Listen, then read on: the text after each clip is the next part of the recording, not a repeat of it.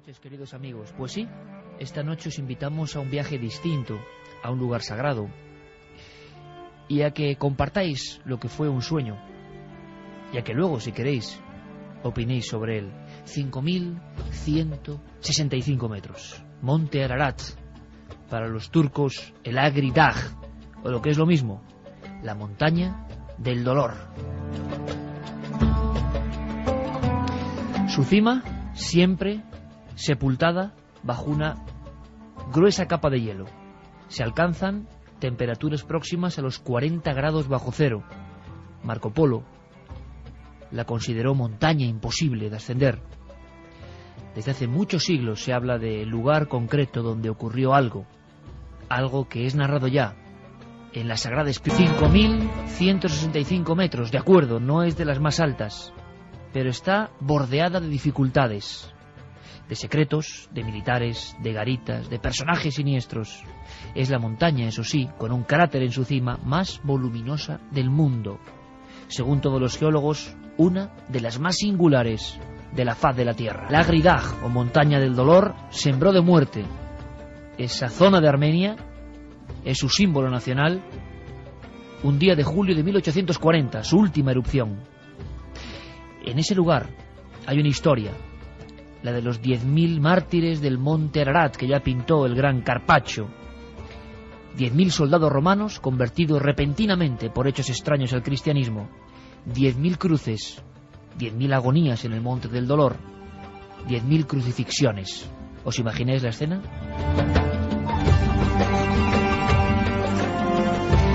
Cuenta la historia y la ciencia que los barcos más antiguos del mundo se encuentran ya alejados en lo que es el desierto que un día fue vergel junto al Nilo. Son barcos egipcios, 5.000 años de antigüedad, varados, ya no viajarán nunca. Sin embargo, parece que el arca, la increíble proeza de ingeniería de la antigüedad, que muchos dicen que es el arca de Noé, sería todavía más antigua.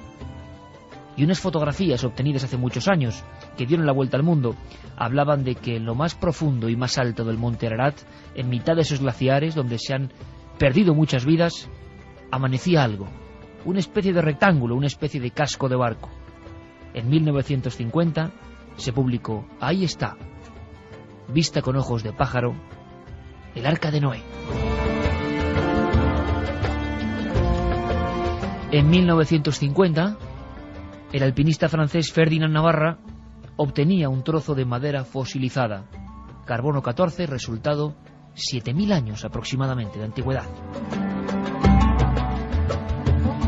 Y como esta noche de viaje aprenderemos muchas culturas, decenas de culturas diferentes, que hablan de ese diluvio, de algo parecido a ese arca, y de una ubicación que quién sabe si está ahí, en el mítico Monte Ararat, al que os invito a subir y a sentir a flor de piel esta noche.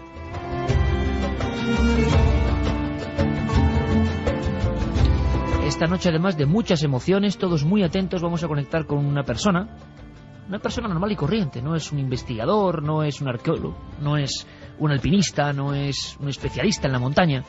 Es alguien normal, y quizá por eso esta historia es épica y queríamos contarla. Juanje Vallejo, buenas noches.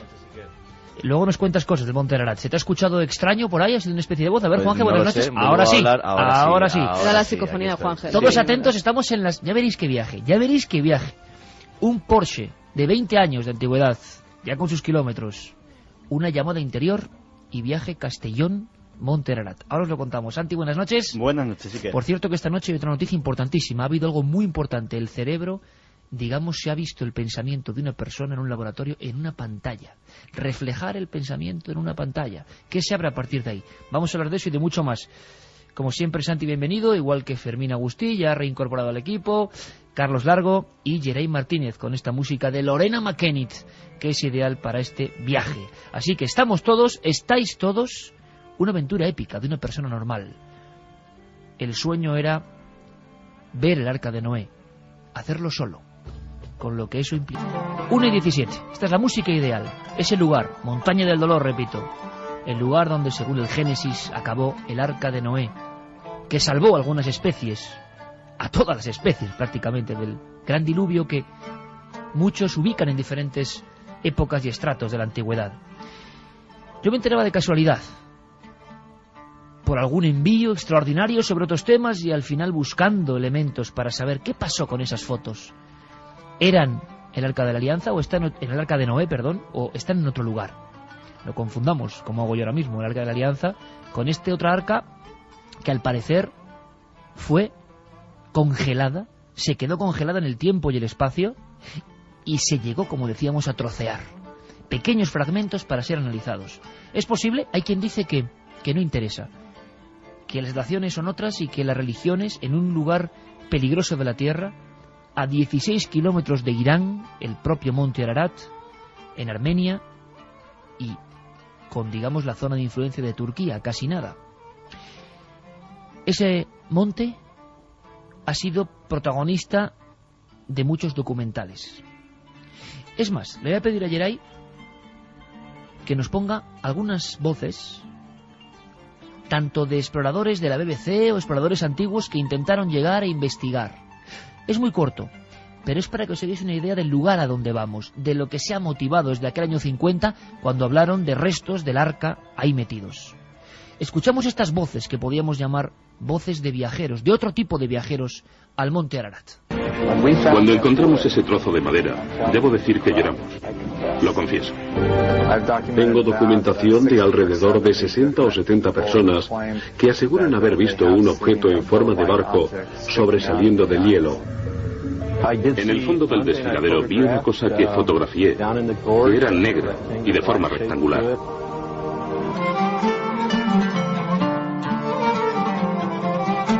Fotos que valieron miles de dólares de la época y que demostraban que algo había ahí en el hielo.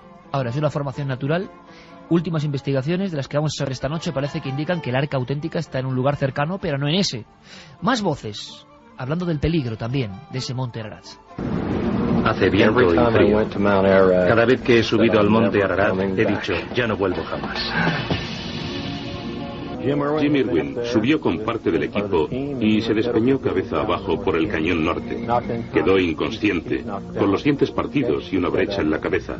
Más tarde, se despertó cubierto de sangre.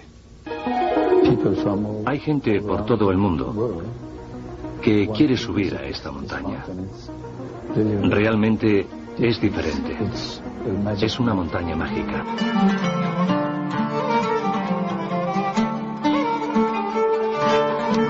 Y a la 1:20 exactamente, comenzamos nuestro viaje. Un Porsche 944, modelo antiguo, 20 años, unas tiendas de campaña, unas linternas, unas barritas energéticas, mucha fe, algún dinero y una persona que se despide de su familia en Castellón, a la misma ribera de la autopista A7, porque se va a marchar solo, recorriendo los 6.000 kilómetros de ida, absolutamente solo, porque algo interior, algo le indica que tiene que ver el Arca de Noé. Una historia, como decimos, en la que no queremos categorizar ni decimos nada, simplemente que es una historia humana que merece la pena. A veces las historias que surgen con esa voz interior son las más bonitas. Queríamos contarlo. El protagonista de esta historia que nos va a contar y nos va a meter, y además es que lo pillamos de viaje prácticamente a estas horas, lo pillamos de viaje, si hay algún sonido, por favor, algún corte, Yeray estará muy atento con sus mandos, pero es probable que escuchemos algunos sonidos, porque está en ruta, como en esa ruta que hizo hace 3 años. ¿Consiguió su sueño? ¿Qué se encontró en el camino? Creo que puede ser un guía de excepción. Él es César Ortiz. César, amigo, buenas noches. Buenas noches. Bueno, esta aventura comienza, imagino, en un instante importante en tu vida. Tú te despides de tu familia incluso en junio del 2004, coges tu Porsche 944, si no me equivoco, lo tenías ya todo preparado y te marchas solo. ¿Por qué? Bueno, eso ya llevaba 13 años, digamos, preparándome para este viaje, ¿no? Fue por una llamada interior. Tenía que, llegado su momento, hacer ese viaje. Hay gente, pues que, no sé, pues quiere subirse el Kilimanjaro o el K12, ¿no? Pues yo me propuse coger el Porsche y marcharme hasta el Monte Ararat y escalarlo con el objetivo de encontrar el Arca de Noé.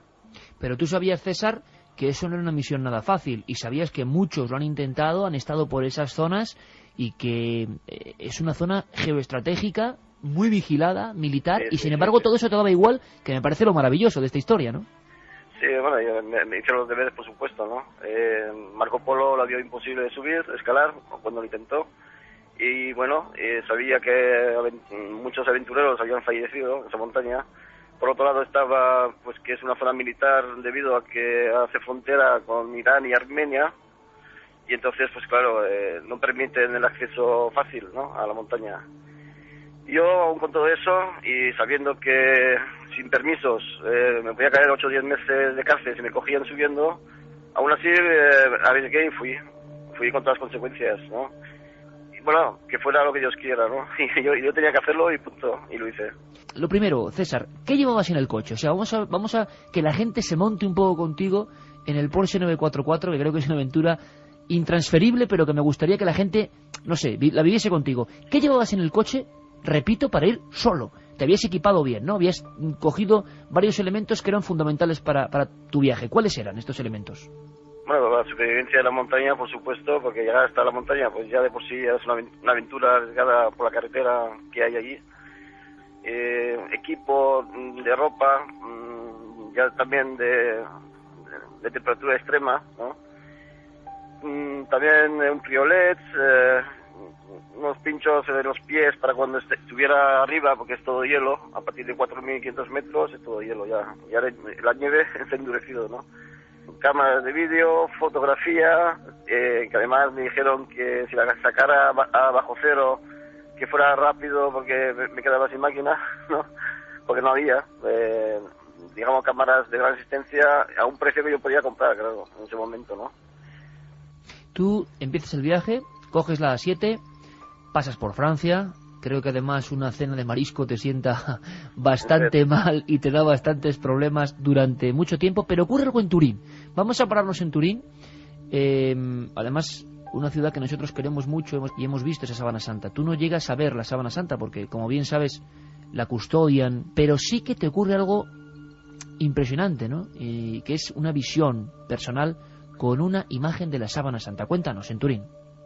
Pues eso está justamente a la entrada. Cuando llegas a Turín, pues bueno, cuando entras en la capilla donde está, justo a la entrada a la izquierda hay un, digamos, un poco más reducida, hay un negativo de la síndone.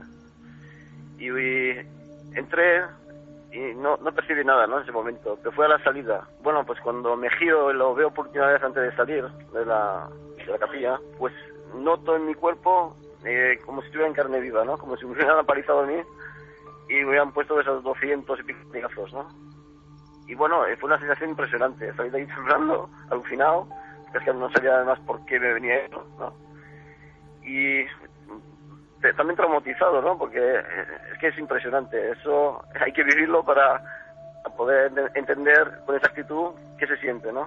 Bueno, entonces nada, me subí en el coche y me marché de aquí a toda prisa, porque no entendía qué me estaba pasando, sinceramente, ¿no? Y llevabas esa foto, una pequeña foto del negativo de la Sábana Santa, de copiloto, ¿no? Y es curioso, porque mucha gente, yo cuando vi la Sábana Santa, de verdad que lo que llegaba a nivel humano era una sensación de tremendo dolor, de absoluto dolor y agonía, ¿no? Y eso mucha gente lo sentía. Sigue el viaje, sigue la ruta, te internas por la Europa del Este, problemas de todo tipo, lógicos por otra parte, ¿no? Sí. Con las autoridades sobre todo, ¿no? Bueno, cruzo Croacia, Yugoslavia, llego a Bulgaria y luego ya viene Turquía, ¿no? César, ¿cuántos kilómetros hay desde tu domicilio hasta el Monte Ararat? 5.650. ¿Y tu familia que se despide de ti, qué es lo que piensa? ¿Familia y amigos qué piensan? Que de repente te ha dado un, no sé, ¿cómo es posible, no? Y sobre todo, ¿por qué tiene que ser solo? ¿Qué te decían? Pues había todo tipo de comentarios, por supuesto. Estaban los que con respeto pues lo aplaudían y estaban los que se burlaban, ¿no? Entonces, bueno, a mí lo que más me preocupaba era pues mi mujer y mis hijos, por supuesto, porque son los que dependen de mí y yo de ellos, ¿no? Entonces, pues tener que dejarlos atrás y marcharse, pues es muy duro, ¿no? Lo que ocurre, pues que la llamada era más fuerte, tenía que hacerlo. Estás en la Turquía profunda, vamos a llamarlo así, y te vas a ir a la frontera con Irán, prácticamente, casi nada. Bueno, ¿cuál es tu primera visión? ¿Qué sientes, César? Porque yo creo que la gente está yendo ahora contigo en el coche. ¿Qué sientes cuando ves la imponente imagen cortando el cielo de ese monte que tú habías prácticamente pues visto en esa llamada personal, ¿no? ¿Qué sientes al ver la figura singular, ¿no?, del Ararat? Fue detrás de una curva. Tuve que parar ese momento porque además era como que reconocía la montaña. La montaña ya la había visualizado mentalmente, pero cuando la vi es que no me cabía la duda de que era la montaña. O sea, podía haber sido cualquier otra, porque yo no conozco la zona exactamente palmo a palmo, ¿no?, de Turquía. Sin embargo, cuando la vi, lo tuve clarísimo. Ahí tengo mi reto, ¿no? Y bueno, y interiormente, pues, es que es sensacional, ¿no? En ese, digamos, ese viaje y en esa aventura, ¿no?, que vivió Noé. Claro, sabes que 120 culturas tienen esa mitología y sabes que algo hay de verdad, porque si no, no existiría, ¿no?, ese mito en todas las culturas del mundo. Entonces, sabes que es mucho más serio de lo que parece, ¿no? Y estás allí solo y cae la noche, César, y bueno, tienes que empezar a explorar el terreno, ¿no? Creo que es un monte, es una montaña, es un lugar que engaña, que uno va avanzando y es como esos espejismos de cuento de pesadilla, ¿no?, que ves que tú sigues, pero que no llegas jamás y cada vez está más lejos. Eso te ocurre y por lo que tengo entendido tú eres un hombre además musculoso que te habías preparado especialmente y eso te hizo correr una mala pasada en contra, ¿no?, porque el oxígeno no llegaba fácil. ¿Cómo fue esos primeros momentos de ataque a la montaña? Bueno, pues digamos que el primer día que hice los deberes cayó una tormenta y aproveché para penetrar en el macizo y esconder el coche e iniciar el ascenso. Bueno, pues cuando empiezas a andar te das cuenta de que, claro, yo vivo a nivel del mar y ahí no tiene nada que ver. Yo sí que había subido alguna montaña, pero nunca a 5.000 metros. Entonces, claro, cuando vas subiendo te das cuenta de que la mezcla ya no es la misma, el oxígeno, entonces te cuesta andar, andas despacio, ¿no? Como en cámara lenta. Y además tienes que parar porque es que tienes que oxigenarte. Y yo, pues claro, me pasé un poco con el tema de la musculación y pesaba 106 kilos en ese momento, de 1,76 m. Entonces, claro, tampoco... Lo que hice fue echarme más peso encima en lugar de... Y claro, ahí una persona de poca estatura, delgadita, por supuesto va mucho mejor que yo, ¿no? Y ahí lo pasé francamente mal. Vamos, tuve 3 crisis respiratorias, pero el objetivo era subir y subí. Yo creo, César, que tenemos ya la imagen, ¿no? Tú, con tu mochila, tu equipo, solo desde Castellón, en las faldas del Monte Ararat. Y creo que una de las primeras visitas es una tanqueta, ¿no? Bueno, había parado el coche a la carretera y estaba contemplando el macizo. Y de repente por detrás, pues una tanqueta de 8 ruedas, un montón de soldados, bajan y sin decirme nada, ni media palabra, pues te empiezan a desvalijar el coche. Directamente, o sea, abre esto, lo otro y tal, y ahí cuando abro el maletero, pues había dejado ahí, digamos, los pinchos para los pies, para el hielo y el priolet. Y entonces, claro, el que mandaba me dice, ¿esto que es para subir arriba? Señalándome la montaña, ¿no? Y digo, hombre, hasta arriba no, pero 1 metro menos. Claro. Y se ve que capta la idea o algo, y dice, vámonos. Así con el dedo, ¿no? Uy, me cago en la mano, ahora sí como cagado. Como vayamos ya al cuartel, aquí empiezan a rascar, y yo ya estaba viviendo el expreso de la noche, ¿no?, en ese momento. Se sube al lado del coche, y bueno, ve ahí una medallita de oro. Una medalla de oro que casualmente había encontrado yo en Italia, en el suelo. Entonces, como al ver que nadie la estaba buscando, pues subí del coche y la dejé ahí al lado, ¿no? Era una medalla redonda con la cara de Cristo, y con un impernible además, ¿no?, de un bebé. Y la ve, se enamora de la medalla, le pega un mordisco y le digo, pues esto para ti, ¿no?, con el dedo. Y dice, vale, tal. Y se baja del coche y me dejan entrar tranquilo. Entonces dice, cago en la madre, aquí lo que pasa es esto. Aquí te atornillan y lo que quieren es sacarte algo, ¿no? Y esa medalla encontrada de forma milagrosa casi casual, en Italia, te salva ahí de quizá el final del viaje, ¿no? Seguimos subiendo, César, seguimos subiendo, ya estamos en esas primeras faldas y claro, las triquiñuelas, gente que se presta a llevarte el equipaje, pero que te intenta robar. ¿Cómo es? Y luego también gente muy amable, muy sencilla, ¿no? ¿Cómo es esa gente que vive ahí a las faldas del monte, quizá del Arca de Noé?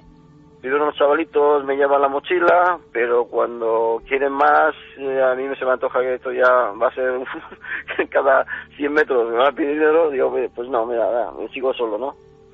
Me despido de ellos, pero no tardan ni 5 minutos que aparecen otros, que yo estaba muy concurrido. Casualmente, yo pensaba que iba a estar solo en esa montaña y de eso nada, o sea, hasta los 2.800 metros, aquello está poblado a tope, o sea, hay un montón de de kurdos, ¿no? De pastores que suben con sus ganados y tal. Había unos pastores, porque empezó a llover, yo me cubrí y seguí andando, y los perros pues les alertaron de que que alguien se movía por ahí, porque, claro, y como hay tantos lobos, pues enseguida salen a ver qué pasa al ganado y tal, y era yo. Entonces me saludan con la mano, yo paso de largo, intento, no sé, seguir mi objetivo, ¿no? Y me monto en la tienda a 800 metros de ellos, más o menos, ¿no? Que son 1 kilómetro, 800 metros calculo. Pero bueno, el tema es que se hace de noche y me vienen y tal, y que quieren que pase la noche con ellos, porque que hay lobos, que hay esto, lo otro. A mí los lobos no me estorban, ¿no? En la campaña no te van a tocar, ¿no? El tema, pero bueno, se ponen tan pesados y que quieren que cene con ellos, y bueno, al menos algo de caliente siempre sabe mejor que las barritas energéticas que llevo, que es todo azúcar, ¿no? Y acepto, y bueno, lo pasamos bien esa noche y tal, pero al día siguiente me endosan a uno que parecía un gremlin, pero bueno, pues bueno, si me quieren acompañar, pues que me acompañe, ¿no? Lo acepté, y subió conmigo hasta casi los 4.000, no llegó, 3.000 y pico, calculo, con el GPS que llevaba en el de mano. Al final se vuelve, y me había atracado un poco, pero bueno, no le di importancia, ¿no? En ese momento, porque, bueno, ve que guardo la cartera en la mochila, la coge, y cuando puede, aprovecha un descuido mío, se anticipa, ¿no? Así corriendo y tal, y yo tardo un poquito en llegar, pero percibo que sí, que ha tocado la cartera y que ha sido poco, pero mi objetivo era simplemente Monte Ararat, y a mí me da igual dinero, ¿no? En ese momento. Entonces, tú tenías claro siempre el objetivo del lugar, del arca, y preferías no meterte en camisa de 11 varas, porque claro, una pelea o una discusión en ese territorio y con esa gente no iba a ser buena, ¿no? Pero imagínate, me claro, un tiro, me entierran por ahí y a ver ¿quién va a buscarme ahí? Claro, claro. Es enorme. Acompañado de este hombre, empiezas a ver huellas de lobos, y segundo, te empieza a contar historias de gente que se ha ahogado en el Monte Ararat o en esa especie como de remansos de nieve que hay, ¿no? Cuéntanos. Sí. Y bueno, me dice que pues sí, que arriba solo hay muerte, que ahí no vale la pena subir, que no hay nada y tal, ¿no? Yo le dibujo en la nieve pues el arca, pero me dice que ahí no está. Es como que ya conocían bien el terreno, ahí no había nada de eso. Pero yo insisto, ¿no? Yo quiero subir. Y bueno, además es que no es nuevo, o sea, se sabe sobradamente de pues que vas pisando la nieve, y si no llevas un palo, pues te puedes meter en una cima, un corte de la montaña que aparentemente está sólido, pero lo pisas en falso y te vas para abajo y ahí te quedas, ¿no? Y luego el deshielo, como ahí es una montaña que está helada todo el año, hay mucho deshielo y hay, pues eso, ríos subterráneos. Pues pisar en falso, caer en un río subterráneo, eso sí, ahogarte también, o sea... ¿Y es cierto que había mucha gente que se había ahogado, César? ¿Lo contaban los pastores? Sí, de la misma familia de esa gente, ¿no? Y luego pues también las piedras están sueltas, no son piedras que estén, digamos, permazadas en la montaña, son piedras sueltas. Son piedras, además, de 7 toneladas, había de todos los tamaños, pero sobre todo grandes, ¿no? Y claro, eso dificulta mucho. A partir de 3.500 metros ya no hay caminos, porque la gente no sube, de hecho, es que no crecen ni los árboles, ¿no? Ni la hierba. Entonces, claro, ¿para qué van a subir? Entonces, claro, no hay caminos, tienes que ir saltando de una roca en otra, o arriesgarte y irte por la nieve, con la consecuencia, o con el peligro de caerte en un agujero de estos, o en un río, o lo que sea, ¿no? ¿Y cómo es la noche en el Monte Ararat cuando uno está solo? La noche es mágica. Yo me sentí esos días más vivo que nunca. He tenido sensaciones muy fuertes y experiencias muy fuertes, pero tengo que reconocer que esos días para mí son mágicos y son muy, muy, muy especiales. No los voy a olvidar en la vida, vamos. Había una serie de informaciones sobre unas formaciones rectangulares obtenidas desde la altura, que muchos identificaban con el casco, digamos, del barco, claro, de ese arca. Sí. ¿Qué es eso realmente, César? Tú que has estado sobre el terreno, ¿eso dónde está? ¿Está realmente? ¿Hay restos? El lado que da hacia Armenia, hay una especie de glaciar bastante enorme. Pero bueno, había un geólogo que con un helicóptero pues iban buscando posibles hallazgos de petróleo. Se acercaron al Monte Ararat y vieron una formación que sobresalía del hielo.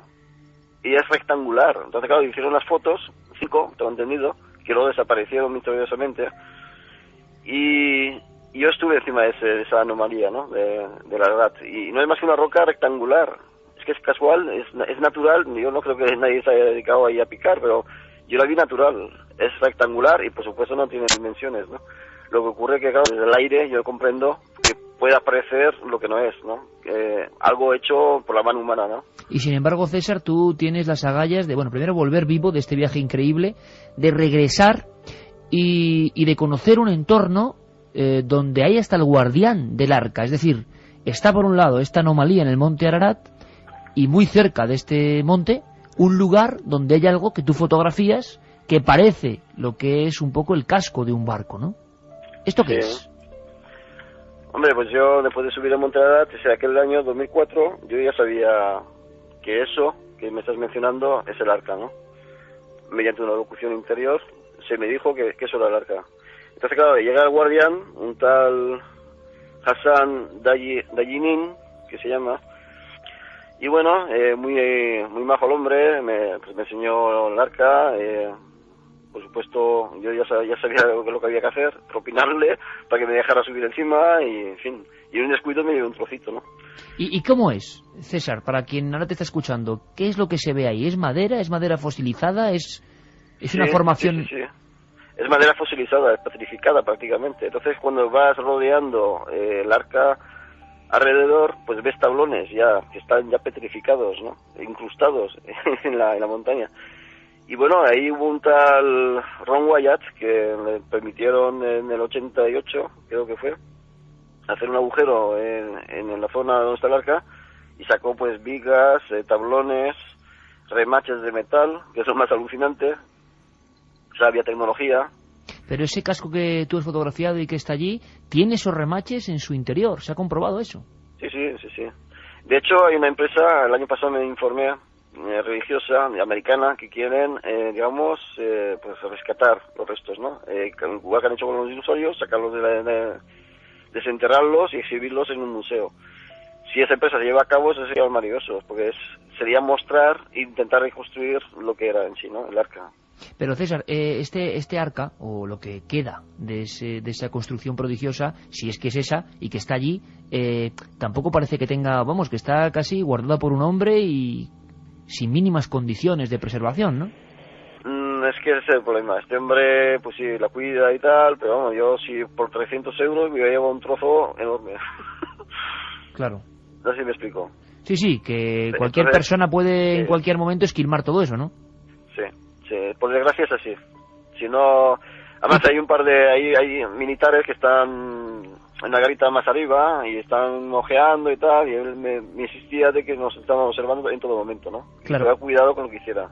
Que tuvieses cuidado con lo que hacías. ¿Y por qué ese desangelamiento, digamos, o ese desamparo de la reliquia, quizá? ¿Por qué a nadie le interesa que se sepa qué es eso y que se estudie? Yo pienso que es por la antigüedad que tiene.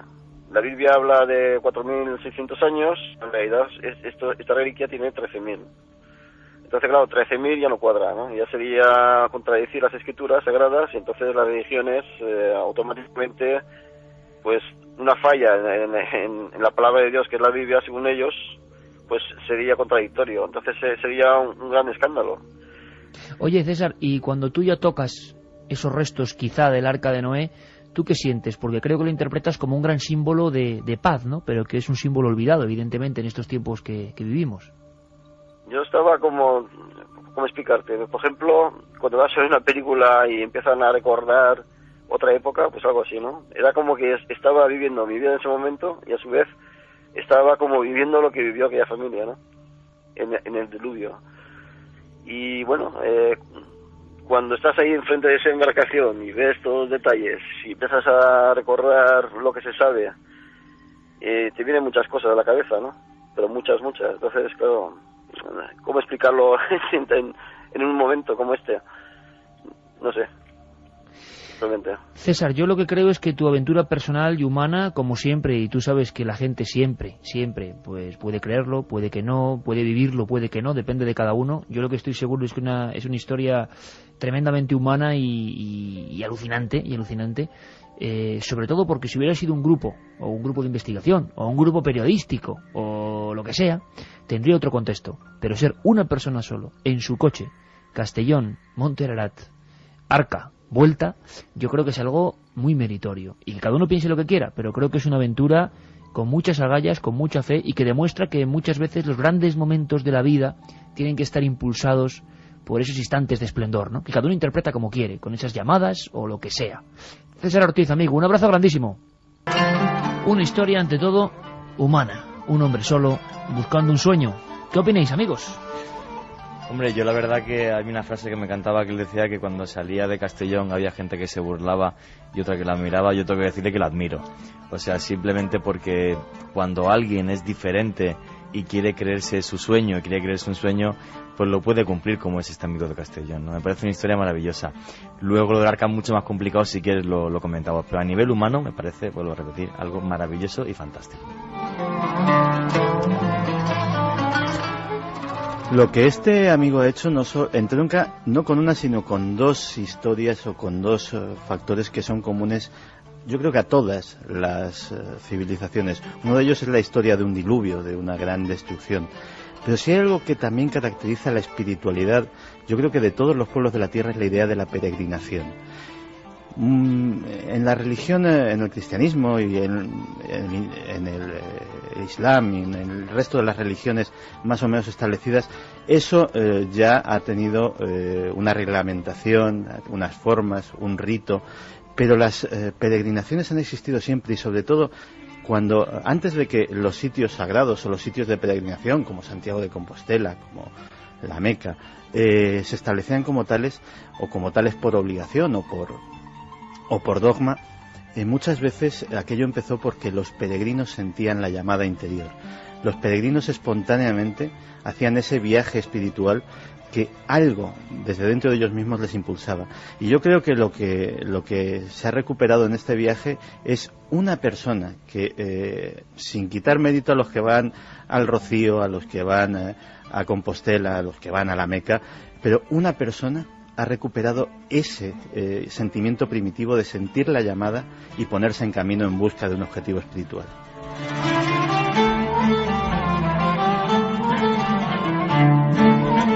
¿Qué te ha parecido la historia, Carmen? Una locura, total.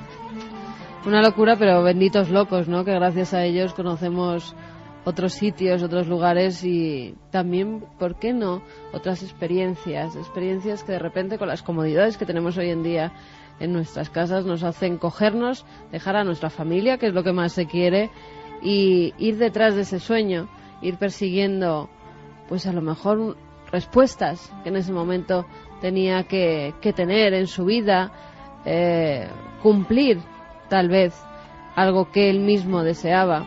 Y si lo ha conseguido así, pues el viaje, vamos, ha sido una respuesta para todo ello. Una locura, como decía al principio, pero bendita locura que te da a entender que no solamente está tu familia, tu casa, tus comodidades, sino que hay algo más y que parece que todo se va juntando, porque mira que ha pasado Aventuras, nuestro amigo, parece que todo se va juntando para que al final consiguiera llegar a la cima.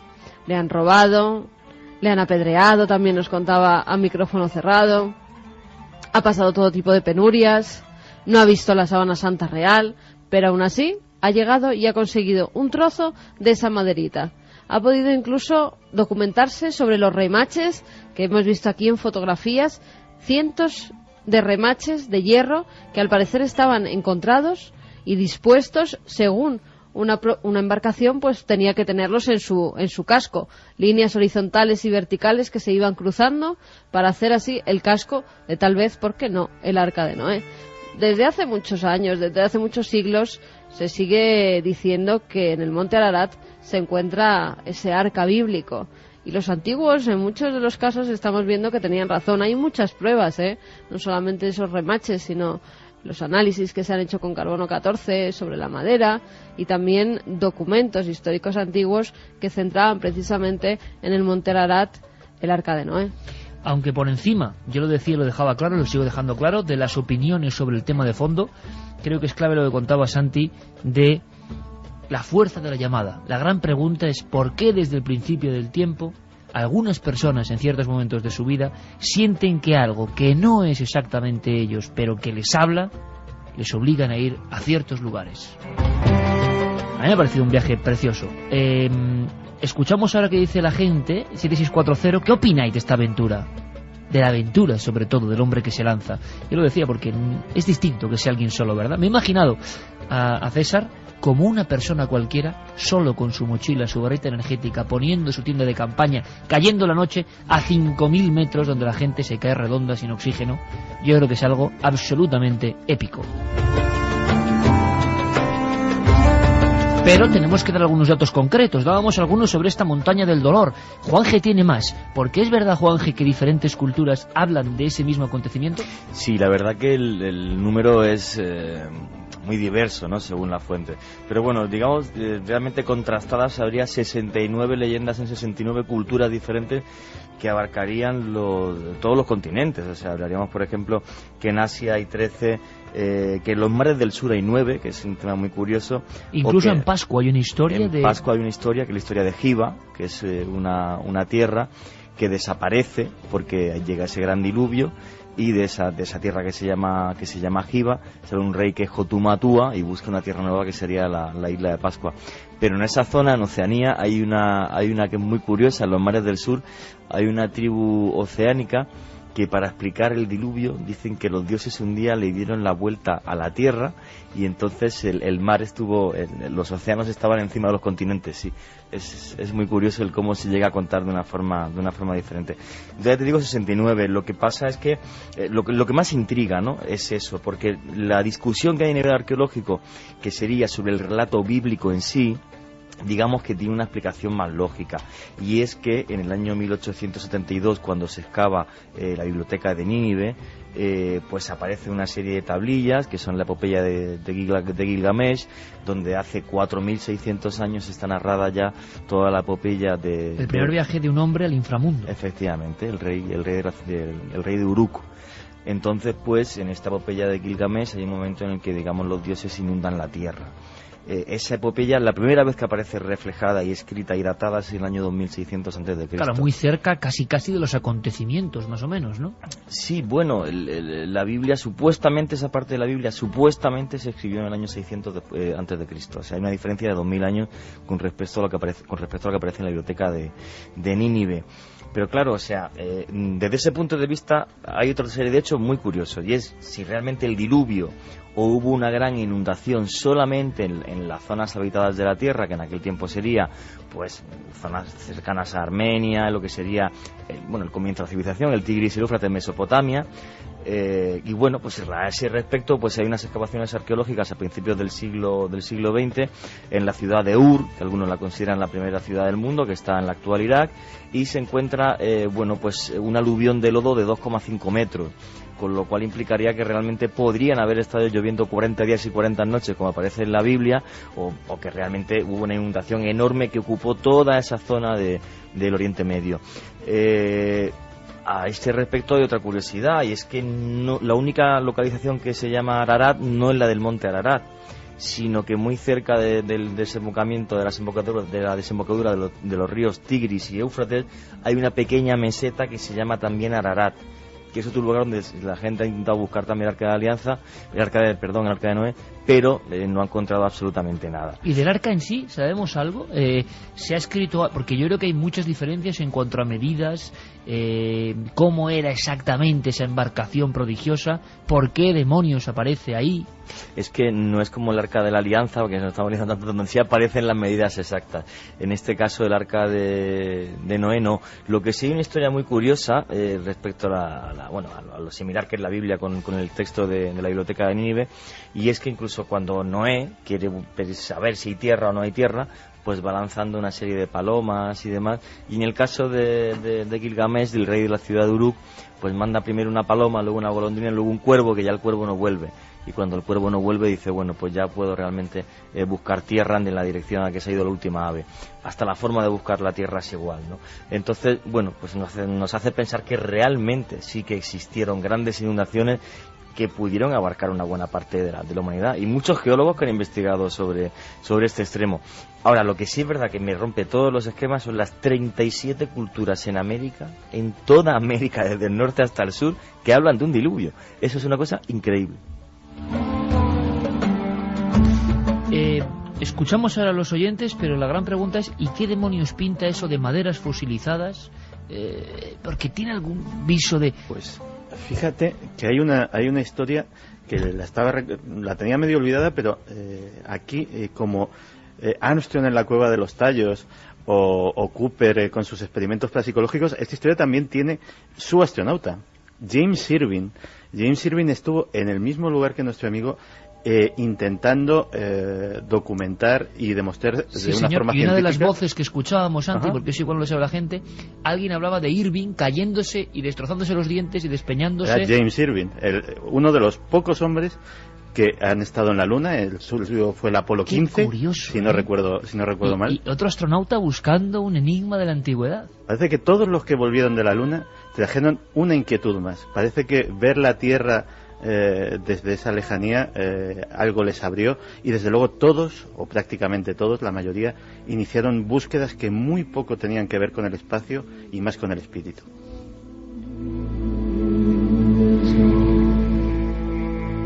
Vamos con mensajes. A ver qué opinan nuestros oyentes sobre la historia de César. La mayoría dice que admiran a César por tener pues esa llamada, ¿no? Y lanzarse a ese viaje sin apenas nada. Solo una cosa, hablabas antes de las medidas del arca. En el Génesis se dice que el arca medía 300 por 50 por 30 codos. Sería más o menos 140 metros por 23 por unos 13 metros y medio, 14. Esas serían las medidas del arca, que más o menos también coinciden precisamente con las que hay en el Monte Ararat, al parecer. O eso es lo que opinan los investigadores. Vamos ahora con los mensajes. Laura nos dice que es una historia con mayúsculas. César, te admiro. José María dice que el arca se vende a trozos. ¿No creéis que si fuera el arca ya la habrían sacado? Interesante también, ¿no? Carlos dice que impresionante lo de César, que admirable. Quiero felicitar al invitado de hoy por su valor y por seguir sus sueños. Es curioso porque la madera marca la fecha dada en el Gilgamesh para el diluvio. También nos dicen, buenas noches milenarios, otro sábado más que trasnocho con vosotros. Me llamo Javier, soy de Cartagena, Murcia. Soy estudiante de historia y me gustaría contaros que no solo la Biblia narra un diluvio en sus páginas, sino también, como bien decía Juanje, culturas más antiguas como la egipcia y la babilonia. O sea que hay como un recuerdo ancestral primitivo, muy primitivo, de que algo pasó con nuestro planeta que tiene que ver con inundaciones grandísimas en cierto momento. Nos dice que esas civilizaciones, esas culturas antiguas dejaron constancia de la existencia de un gran diluvio que azotó al mundo conocido. La existencia del arca es muy posible. Pero nos lo dice un estudiante de historia. Hay una cosa que es fundamental, es en todas las culturas del mundo, en ese 69, el diluvio siempre es por una razón. Porque Dios se enfada con los hombres y les castiga. Siempre se enfada con los hombres y les castiga. Y eso es en todas las culturas. Bueno, también la explicación lógica para un gran desastre, un cataclismo a nivel global, ¿no? Jaione desde Valladolid nos dice buenas noches. Es alucinante que haya gente dispuesta a tanta aventura para contárnoslo a todos. Muchas gracias. Hola amigos, soy Manuel. Me parece toda una aventura lo de César, todo un sueño para mí. Mi mochila y yo, y una montaña con misterio. Un abrazo y felices fiestas. Porque yo aquí, bueno, podríamos luego ahondar en otros momentos del programa, pero yo repito y reincido que lo interesante es que si fuese algo más organizado, o incluso nosotros, un equipo de periodistas que nos va la vida en ello porque es nuestra profesión, o un equipo de alpinistas cuyo reto es lógico, pero yo insistía mucho en lo de una persona normal. La llamada es tan fuerte y esa sensación de la soledad, ¿no? Y además, no solo el deseo era tocar el arca o estar en la cima de la Ararat, que es imposible. Un detalle que se nos ha escapado. Él no cogió ningún permiso. Es decir, hay unos permisos muy férreos para acceder a ese lugar. No tomó ninguno. Y la llamada interior le decía que tenía que tomar ninguno, que tenía que irse. Pero sabía que eran 9 meses de cárcel en Turquía si le pillaban.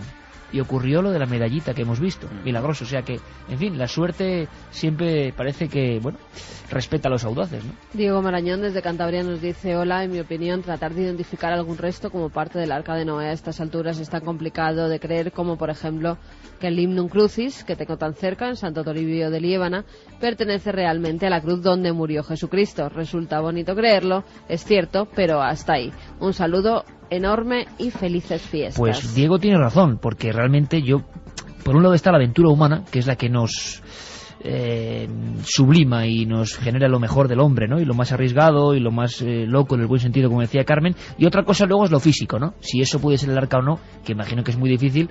Pero también yo pregunto, si hay un arca, estaría en algún sitio de máxima seguridad porque habrían hecho los estudios pertinentes. Pero por otro lado, ¿qué demonios pinta un barco ahí? Desde mi punto de vista me parece un tema dignísimo de investigar. El problema es que la zona militar es restringida, pero vamos, es un tema, aunque no fuese el arca de Noé, o sea, que haya un barco en lo alto del monte Ararat y que tenga una antigüedad de 7, 8, 9 mil años, le daría una vuelta a toda la historia de la humanidad, seguro, fuese Noé o claro, no fuera, ahí está una clave muy Noé. interesante, Juanje, Claro. porque los barcos más antiguos datados, 5.100 años en las riberas del Nilo, ¿no? Sí, sí. Nos dice Nora Milenario, yo creo que lo que hay enterrado en el monte Ararat no es más que un enorme navío egipcio. Lo que pasa es que a la Iglesia le interesa que exista ese arca. Oye, pues qué interesante también. En cualquier caso, ¿quién lo subió allí? Ya, y no, la Es una gran pregunta. Iglesia, la Iglesia tampoco saca nada con que el arca esté allí, ¿no? Bueno, es que el arca, sea lo que sea esa embarcación en el cerca del monte Ararat, porque son como una serie de colinas alrededor del monte Ararat, exactamente, está olvidada. Nadie habla de ella. Por Hubo eso. esas fotos en el año 50 y después nada. El tema es apasionante, amigos, pero hay mucho más. No sabéis lo que hay. Esto que ha pasado con el cerebro. Y Santi proponía un tema que es apasionante. Mujer.